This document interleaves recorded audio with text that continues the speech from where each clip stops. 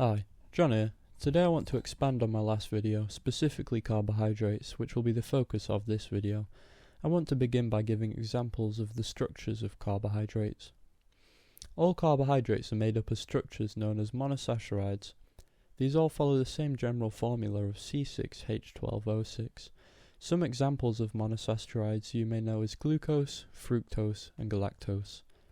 Larger structures of carbohydrates can be created when these monosaccharides join to form disaccharides, which are two monosaccharides joined together to create a larger compound.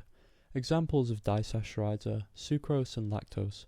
Furthermore, when even more monosaccharides join together, they are known as polysaccharides, hence the prefix poly, which means many. Examples of polysaccharides are amylose and cellulose. In the last video I stated that carbohydrates can be grouped into 4 different categories, known as simple carbohydrates, complex carbohydrates, starch, and fibre. I will now explain what carbohydrate structures are found in each of these groups and explain their characteristics when ingested. Simple carbohydrates are made up of monosaccharides and disaccharides.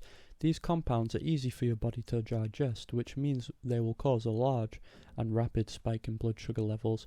Regular blood sugar spikes are not good for your health. Some sources of simple carbohydrates are sweets, syrup, pastries, fruit juices, and fizzy drinks. Complex carbohydrates are made up of polysaccharides. These compounds take a longer time to digest due to them being much larger. This means that they have a gradual effect on blood sugar levels compared to simple carbohydrates.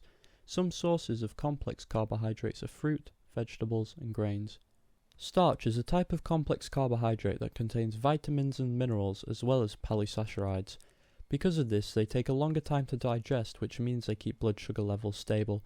Some good sources of starch are potatoes, grains, beans, and breads. However, breads can also be high in simple carbohydrates. Finally, fibre is made up of polysaccharides, which are formed in a way which means they are not digestible. This means that when they are consumed, they have no effect on blood sugar as they are not absorbed, but instead act as a bulking agent.